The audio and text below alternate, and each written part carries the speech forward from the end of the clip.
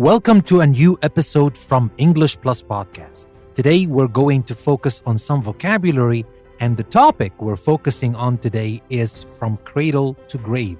So we will talk about what happens at the beginning of a person's life and at the end of a person's life.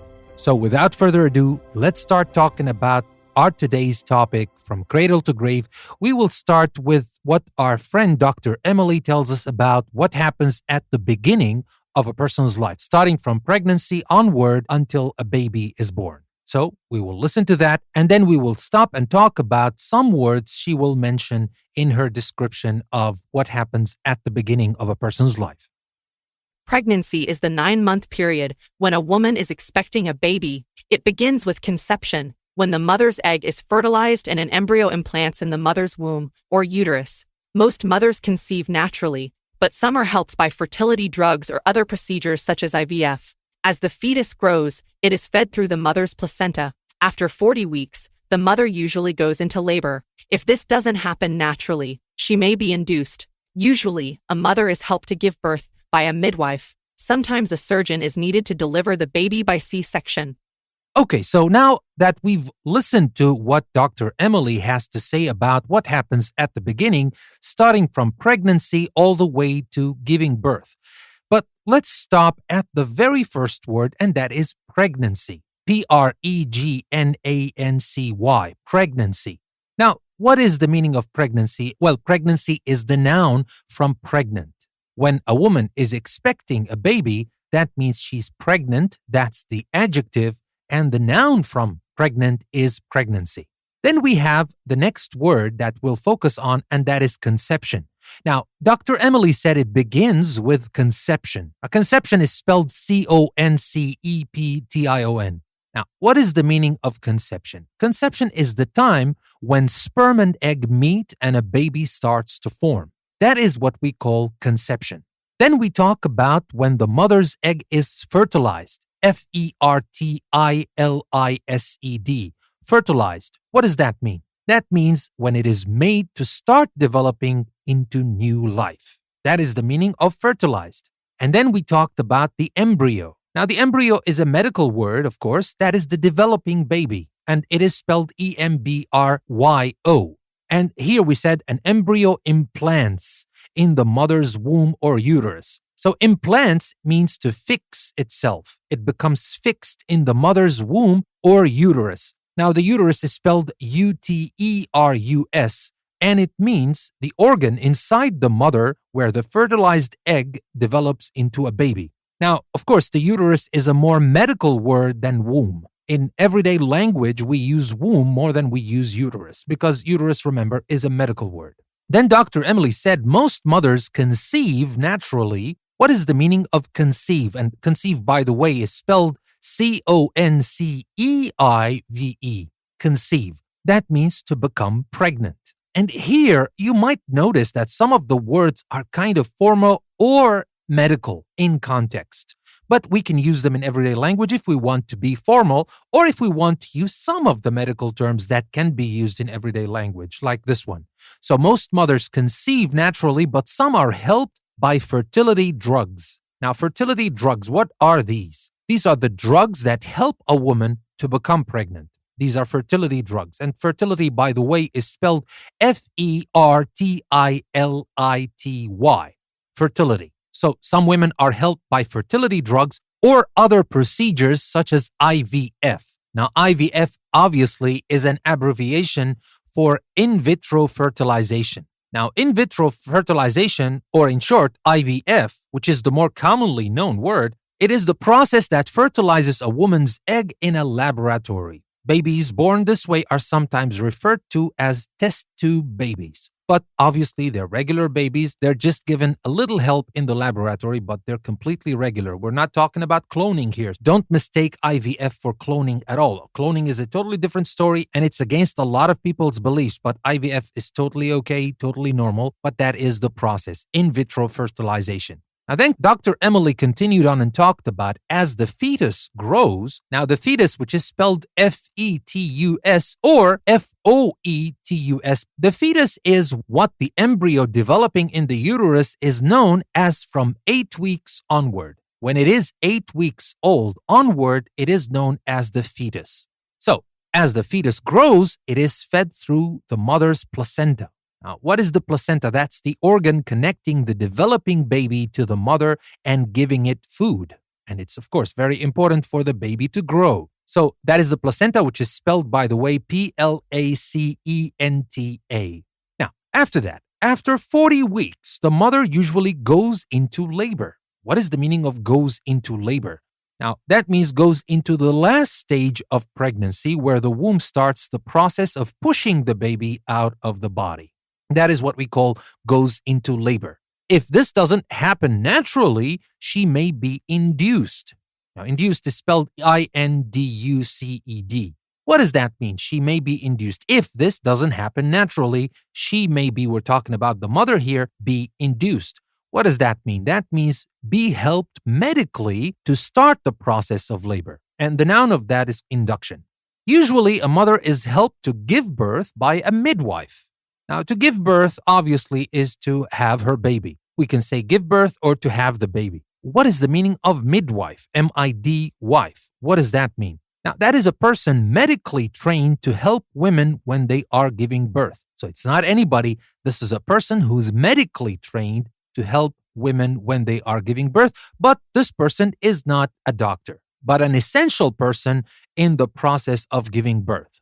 Then Dr. Emily continued and said sometimes a surgeon is needed to deliver the baby by C-section. Now, first of all, what's the meaning of deliver? That means to help the mother to give birth. The delivery, that's the noun of it, the delivery. And then the baby by C-section. What is the C-section? Now, the C is short for cesarean. Cesarean section, or for short, C-section, that's the operation in which the mother's abdomen and womb are cut open to allow the baby to be removed.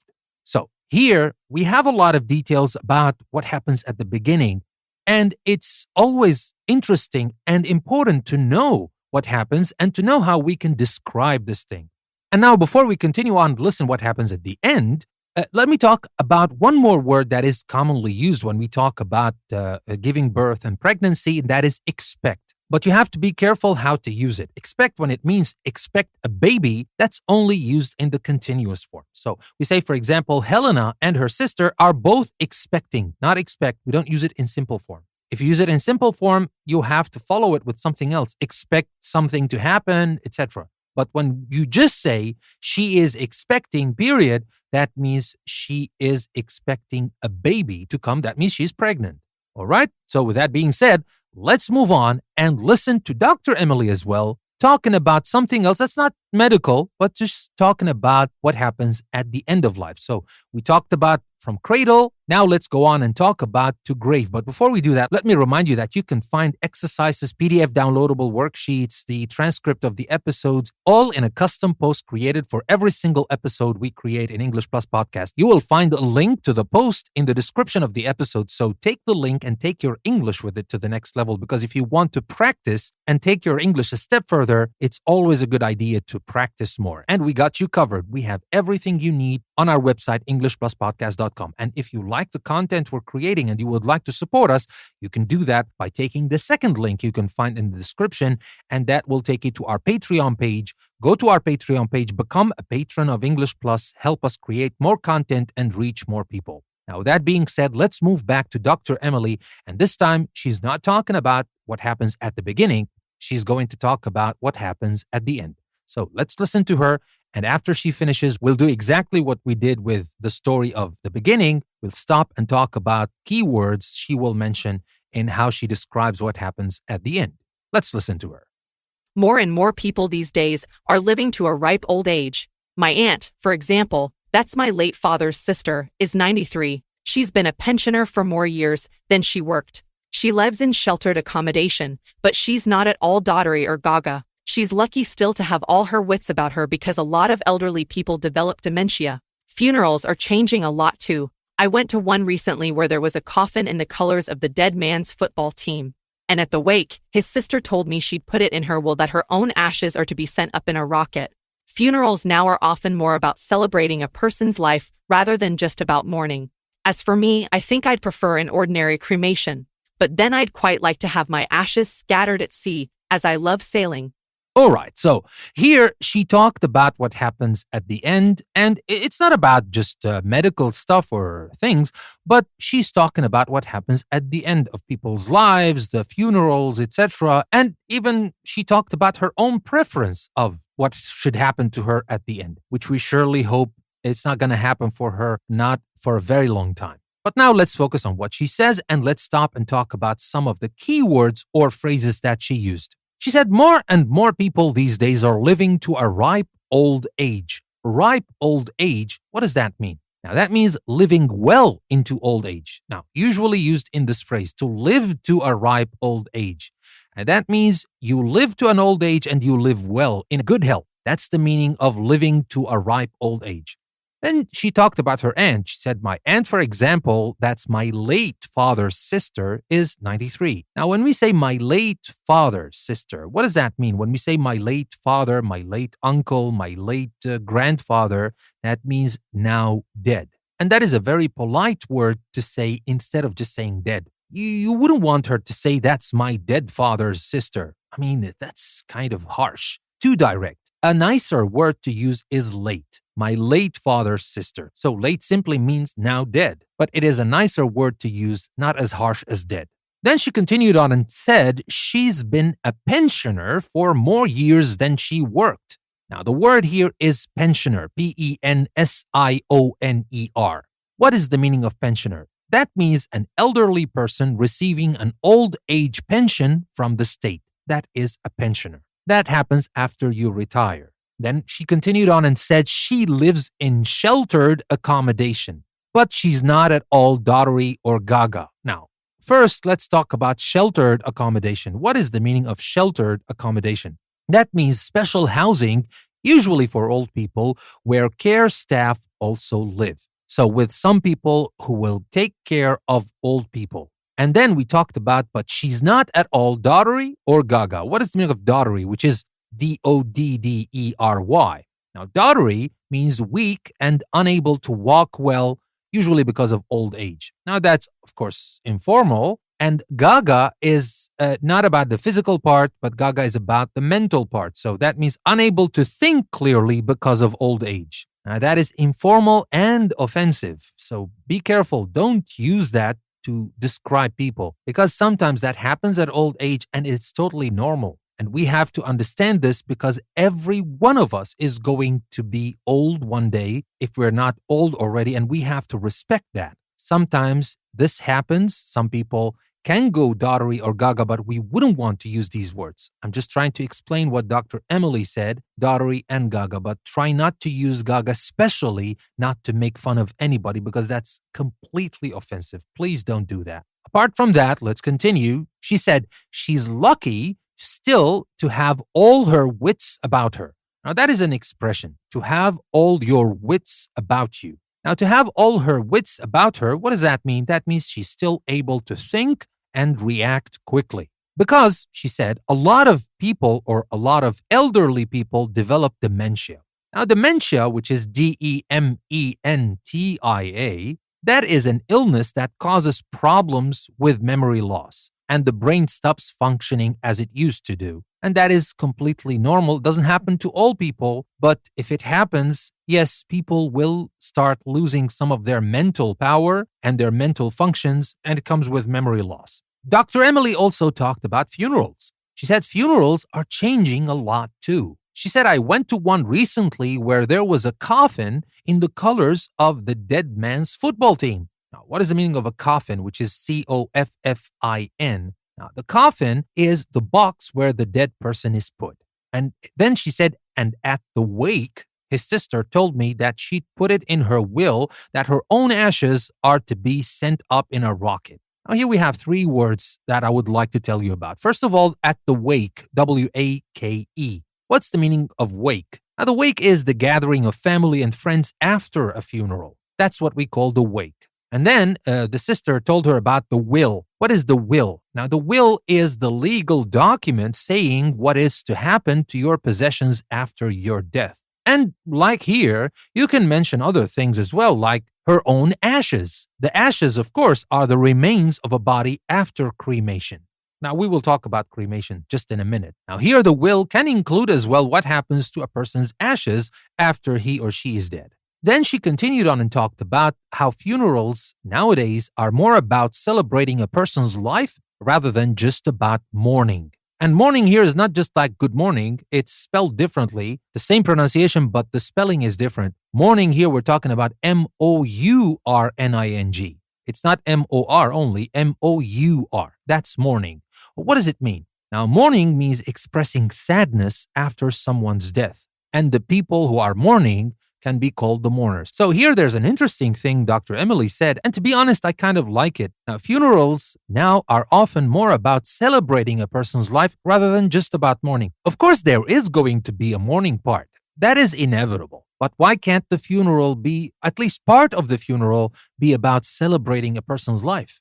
Well, that's an interesting idea. But anyway, our word is mourning. And then Dr. Emily talked about something else. She said, as for me, for her, she said, I think I'd prefer an ordinary cremation. Now, what do we mean by cremation? Cremation is the service at a place called a crematorium where a dead body is burned. Now, that is as opposed to a burial where the body is buried in the ground.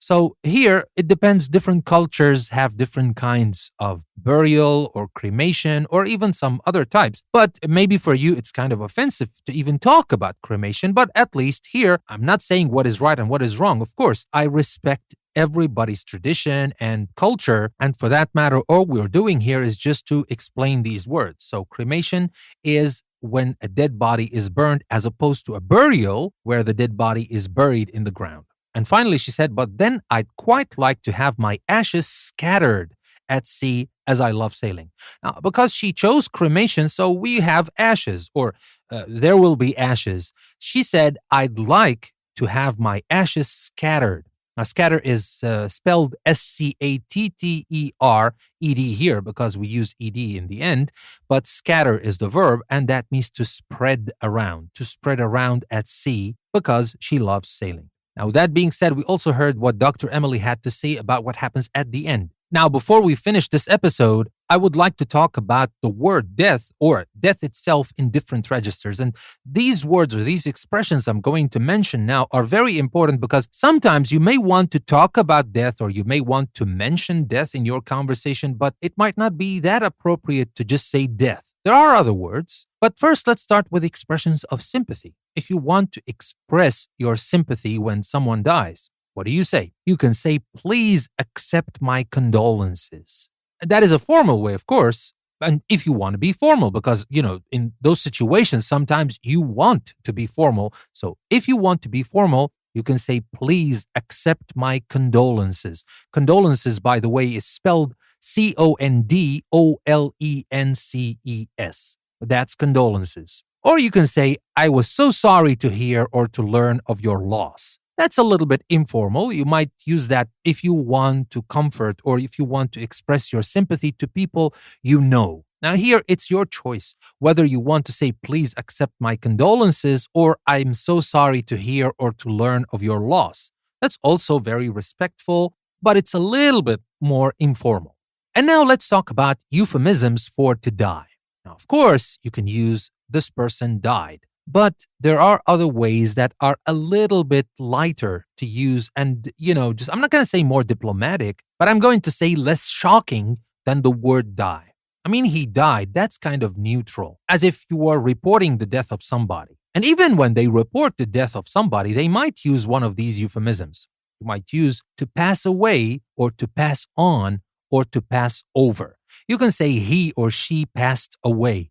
That's a lot lighter and a lot less shocking than the word die, and just saying he or she died, just like that.